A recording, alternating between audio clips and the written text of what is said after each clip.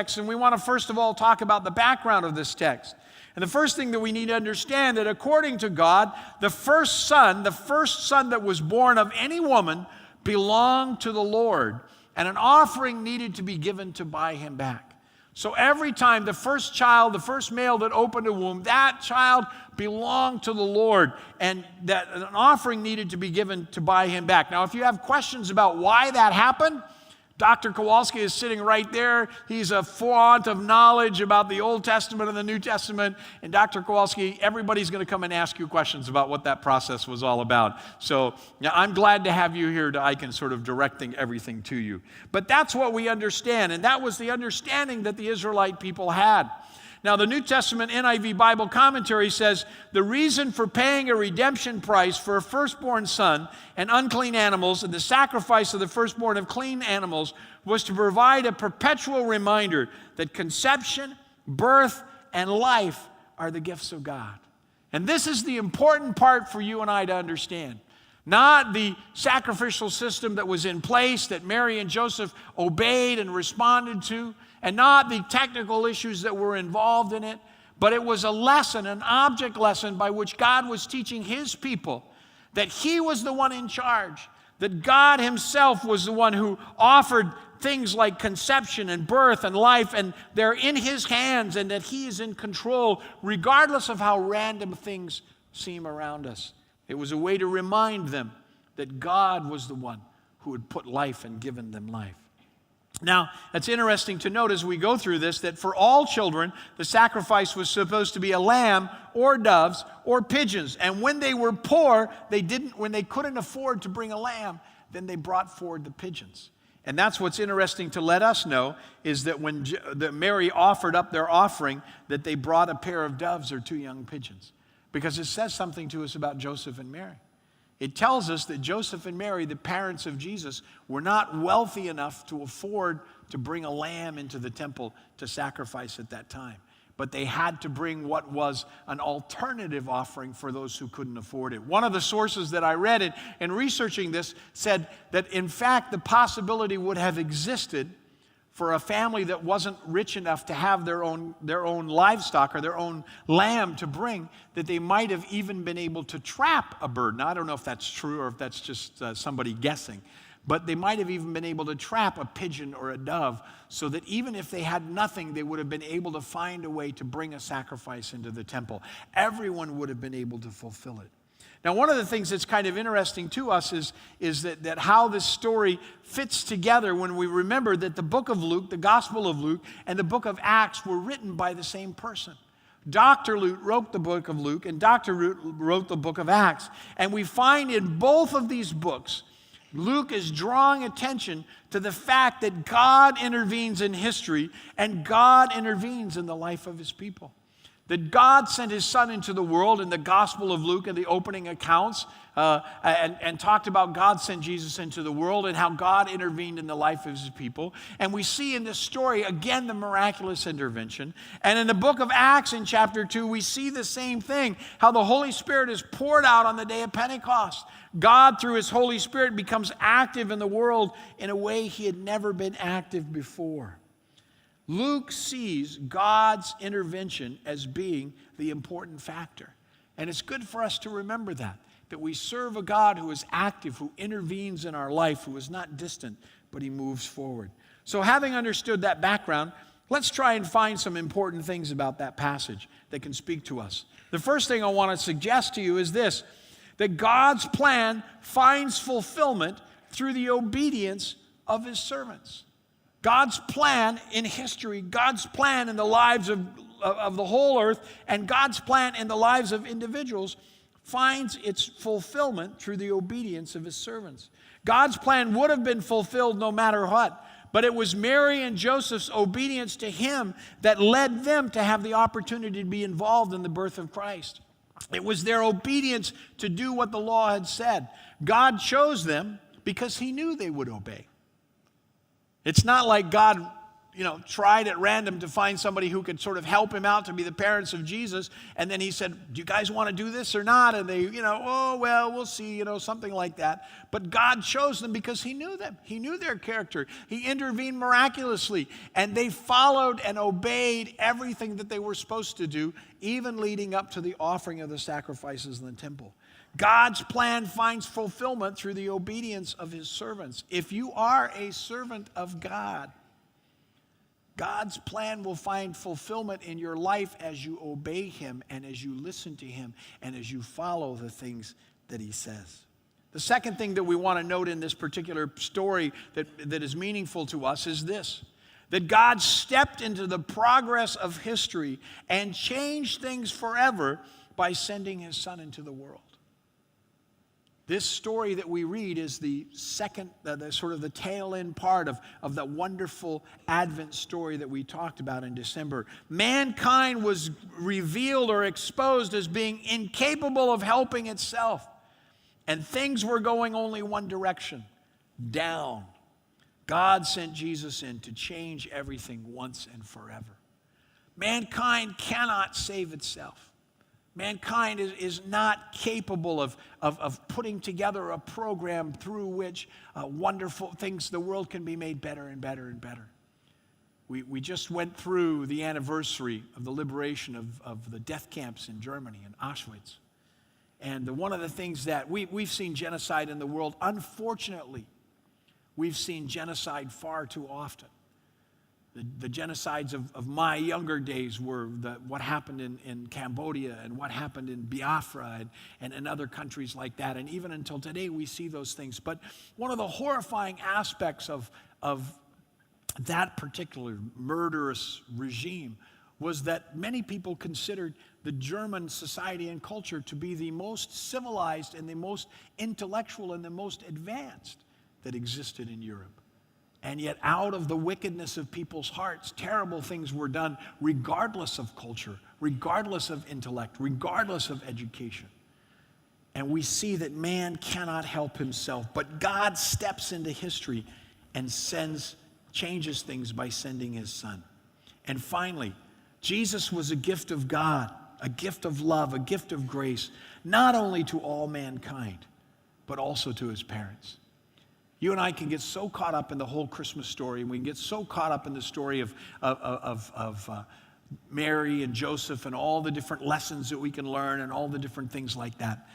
We must also remember that they were the parents of Jesus, that they cared for him, that he was their little baby that they carried in their arms. And each and every one of us who has ever carried our own child in our arms recognizes what a wonderful gift that was from God for them. So then the question is, what does this simple story say to you and I?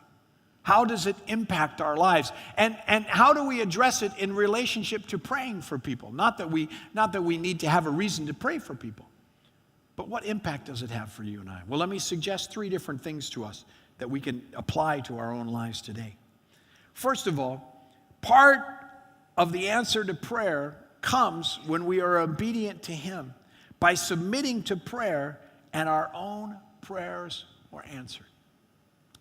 My experience about Presentation Sunday has to do with the fact that my wife and I had, we had everything perfectly planned because when we first got married, we knew everything about everything. And then when we found out we got married, we found out we didn't know anything about anything. I had all the theories about how marriage works and all that kind of stuff, and they lasted about an hour after I was married. But anyway, we wanted to be married 2 years and then have kids. And 2 years after we were married, we decided to have kids. And my wife got pregnant right away. And we were so excited and so thrilled. And after 6 weeks, we lost the pregnancy. And then for 6 years after that, when we wanted to have a child, we were ready, we were prepared, we were praying. And my wife just didn't get pregnant. And so we were in the States, and we were talking with Joe Featon, the pastor who was doing this at his church. And he said to us, why don't you guys come to church on this particular Sunday? Because we're going to be praying for people to have children. And as it worked out, we were preaching in a lot of different churches. But as it worked out, we were actually free. We actually had an opportunity that we would have been able to go. I got to be honest with you folks. I wasn't too sure if I wanted to do that. Because I'm a pastor. I'm usually the prayer, not the prayee. I'm usually the one who's praying for people, and I'm not the one who's being prayed for. Now, I hope all of you are praying for me all the time, but, you're not usually, And so, as it turned out, we were free on that weekend, and we went to the church, and we were sitting there, and, we hadn't really discussed it or anything else like that, and we were sitting there together, and we really wanted to have a baby. And the pastor said it's time for those who would like to be prayed for to have a baby to come to the front. And I was wrestling in my mind with the whole issue. And while I was wrestling in my mind, I looked over and my wife was gone. She was just gone. And so I thought, well, I better go with her, And the thing I learned in that lesson was that I had a lot of pride issues. And I had a lot of questions in my mind about being prayed for in that manner. And my wife didn't, because she really wanted to have an answer to prayer. And her approach was more honest than mine, because we both deeply wanted to have a child. I was talking to Isabel, and she knows it's presentation weekend, and she said, "Am I the answer to those prayers, Dad?" And I said, "Absolutely. We prayed to have the perfect child, and you are the perfect child." And she is the perfect child, by the way. So anyway, it is when we are obedient to Him by submitting to prayer that our prayers are answered. When we will not submit ourselves to be prayed for, it is very, very, very complicated. One of the things I want to say to some of you who are here today, because it is presentation weekend, I know it can be a sensitive thing, but please allow us to pray for you. Please give us an opportunity, because it's sometimes in the obedience of that prayer that our prayers are answered. The second point I want to talk about in application to our life is that we need to remember, not only do we submit to Him by allowing ourselves to be prayed for, and our prayers can be answered in that way, but also we need to remember we serve a God who steps into the everyday events of life and changes them. We serve and believe in a God of miracles who, as life goes on and as things happen and as things unfold, He can intervene and He can come in and He can change all the circumstances that are going on. That's not only true about praying about having children or praying about having more children or anything else like that, but we need to remember that it's true about almost everything that we pray for, and we need to have this attitude when we come and face this kind of a situation. I want to just tell you a little story. It's a little story about a little girl, and somebody that I look forward to being a part of our church here. But last year, on 2014, January 26 was presentation weekend. And on January 26, presentation last weekend, last year, one of the last families that I prayed for was actually Tong and his two kids. And I wasn't able to pray with Carmen. Carmen and Tong are members of our church for many years. I wasn't able to pray with her because she was in Singapore, and she was struggling with a pregnancy at that time, which was only 23 weeks along. And she had to go to Singapore to see her doctor because she was having some problems with the pregnancy. And so we prayed for her on that day, on January 26th. After most of the people had gone, I gathered together with Tong and with the two kids, and we prayed. On February 4th, she gave birth to a daughter, Grace, who I usually call Gracie. And Gracie was born after 24 weeks and 3 days. And Gracie only weighed 576 grams. You want to show the picture of Gracie? This is Gracie 12 days after she was born. A baby that's born 500, her weight, she was in such distress after she was born, her weight dropped below 500 grams. In fact, I just heard the story the other day that the nurses that were in the neonatal place had told them that when she was born, they didn't expect her to live, and she only had about a 20% oxygen level. But she just kept fighting and just kept fighting and just kept breathing. And little bit by little bit while she was there, her oxygen level came up and up and up and up. And so there she was a year ago in the neonatal clinic in Glen Eagles Hospital in Singapore. And by the way, I want to just say that those people there are amazing gift from God at that clinic. Some of you may remember for about a month Every time we had prayer, I mentioned that there was a special prayer that I wanted everybody to pray for, but I didn't have an opportunity. I didn't want to mention to you what the prayer was all about, and that was a prayer for Gracie. I have another picture of Gracie. Oh, let's see, we're moving along here. Yeah, this is Gracie. Let's back up a little bit, and I'll cue you on this. Okay, this is Gracie after 1 month.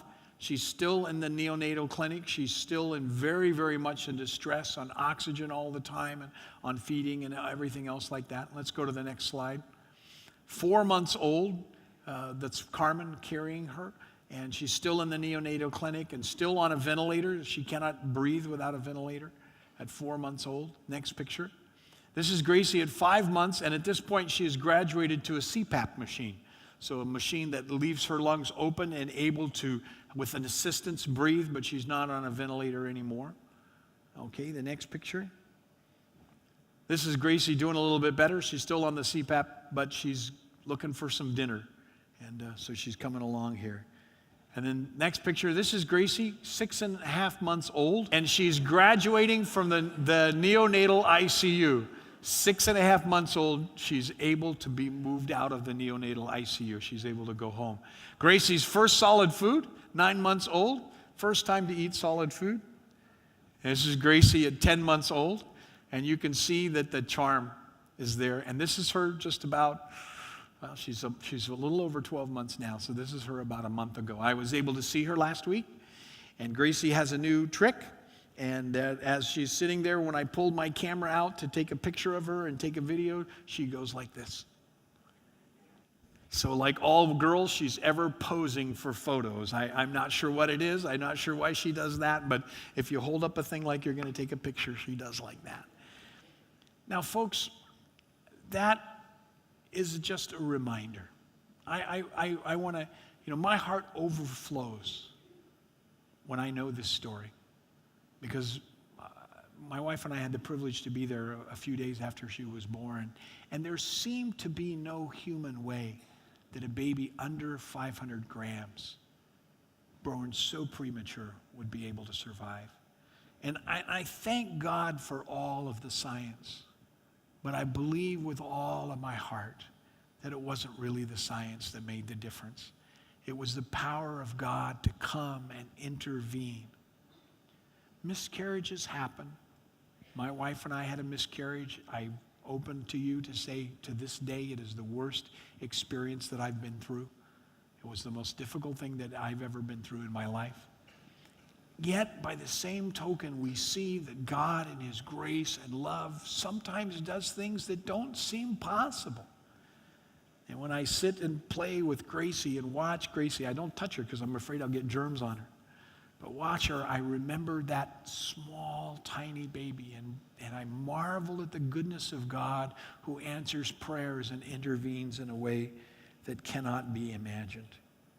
And finally, we need to remember that God's intervention in our lives is never something that we earn, but it is God working through in our lives and unveiling His own plan and own purpose. You and I are instruments of His plan. And through submitting ourselves to be prayed for, through praying for other people, through inviting other people, through sharing with other people and praying with them, we become instruments of God's plan as He works in all of our lives. One of the most interesting things to me in this whole story is that Carmen's mother, Catherine, doesn't go to our church but loves the Lord. And Catherine knew that last year we were praying for Carmen, even though Carmen was in Singapore and struggling with that pregnancy, and praying for some other members of her family. And Catherine brought along a girl named Sharon who works in her office, who had been trying for over 3 years to be pregnant. And Sharon came, and we prayed for her. And I just got the information, the final confirmation in the last few days talking with Sharon. And Sharon and her husband Willie had a son, a boy they named John, and he was born January 5th, just 26 days ago. Catherine, in her own time of believing God for a miracle for her daughter and her granddaughter, reached out to somebody else and brought them along, and we all prayed together. Folks, God is a God of miracles. God is a God that wants to answer our prayers. God is the one who holds life in his hands. God is the one who gives life to us. And God is the one who wants to meet every need that you have. God is not just the one who gives life to people who are wanting to have children. God is the one who spares our own lives when we face a time of crisis. And as we yield ourselves to him, as we give ourselves to him, as we surrender our lives to him, that he works through us and he works in us, and he brings his plan and purpose for us to life.